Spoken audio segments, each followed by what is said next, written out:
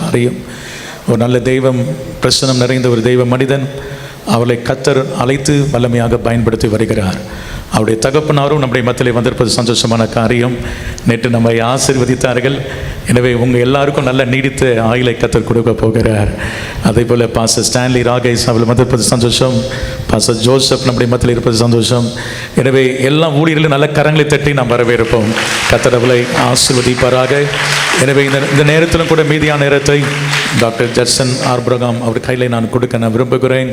கர்த்தர் அவர்கள் மூலமாக அங்கே கர்த்தர் அவங்க பேசுறதுக்கு முன்னாடி ஒரு சின்ன சாட்சி. அவர்கள் ரொம்ப ஒரு நிமிஷம் மட்டும் எடுத்துக்கொள்ளுங்கள். ஏனென்றால் அங்கே ஒரு ஊழியர் வந்திருக்கிறார்கள். அவர்கள் ஊழியம் செய்து கொண்டிருக்கும் பொழுது வாங்க முன்னாடி வேகமாய் வாங்க. அவர்கள் அந்த ஊழியத்தில் பல பிரச்சனை ஏற்பட்டு ஊழியத்தை விட்டு போய்விடலாம் என்று நினைக்கும் பொழுது நடந்த ஒரு காரியத்தை வேகமாக சொல்லுவார்கள். அதன் பிறகு டாக்டர் ஜட்சன் அவர்கள் வந்து அவள் கர்த்தருடைய வார்த்தையை கொடுக்க போகிறார். வேகமாக சொல்லுங்கள். பிரைஸ்.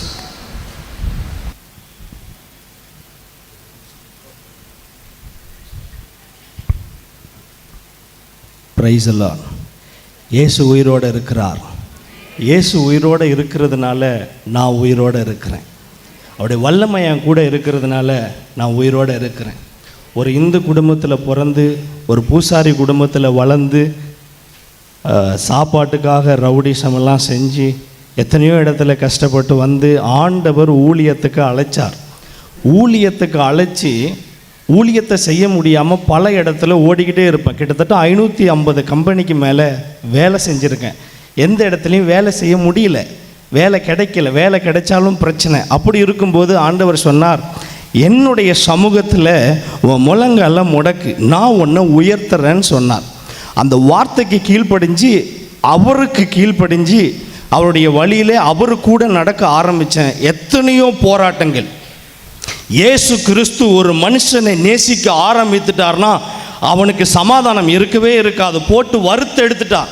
ரொம்ப கஷ்டம், ரொம்ப பாடுகள், சாப்பாட்டுக்கே கஷ்டம். கஷ்டத்தினால என்னுடைய கூட பிறந்த ஒரு அக்கா அவங்களே மண்ணெண்ணெய் ஊற்றி பற்ற வச்சு இறந்து போனாங்க. ரொம்ப கஷ்டத்தை அனுபவித்து வந்தேன். ஊழியத்துக்கு ஆண்டவர் அழைத்து இந்த 17 வருஷமாய் அவருடைய கிருபையினால் அவர் நடத்தி கொண்டிருந்தார். போன மாதம் ஒரு 7ஆம் தேதி ஒரு குடும்பத்துக்காக 7 வருஷமாக ஜெபம் பண்ணிகிட்டு இருக்கிறோம்.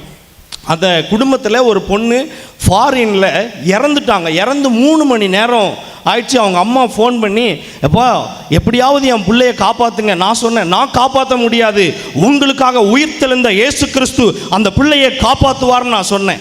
அந்த வார்த்தையை சொல்லி வீடியோ காலில் பார்த்து ஜெபிக்கும்போது அந்த பிள்ளை எழுந்து உக்காந்து இன்றைக்கி உயிரோடு ஆண்டவருடைய கிருபையில் இருக்கிறாங்க. இந்த சுவிசேஷ ஊழியத்தை செய்து முடித்து பல நாட்கள் அவர்களோடு கூட நான் ட்ராவல் பண்ணேன். திடீர்னு போன மாதம் 7ஆம் தேதி என்ன நடந்ததுன்னே தெரில. அவங்க, நீங்கள் ஜெபிச்சதுக்கு ரொம்ப நன்றி, இனிமேல் வீட்டு பக்கம் நீங்கள் வராதீங்க, இனிமேல் எங்கள் கிட்ட பேசாதீங்கன்னு சொல்லி எல்லாருமே என் நம்பரை வந்து பிளாக் பண்ணிட்டு ரொம்ப என்னை கஷ்டப்படுத்தினாங்க.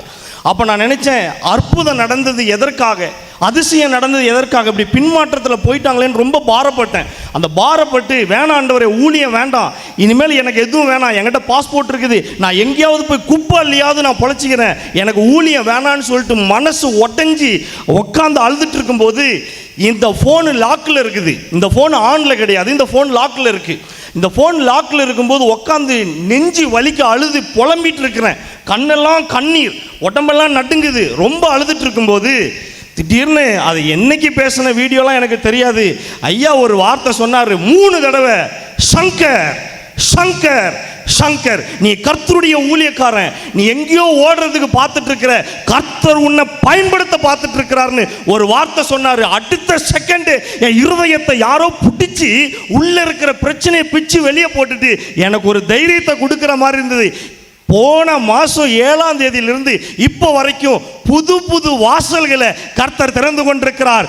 முதல் முறையா ஐயா ஜெபிச்சு முடிச்ச அடுத்த செகண்டு எனக்கு கர்நாடகாவில் செய்தி கொடுக்க சொல்லி, முதல் சண்டேவில் வாக்குத்தத்த செய்தி கொடுக்க சொல்லி எனக்கு அழைப்பு வந்தது.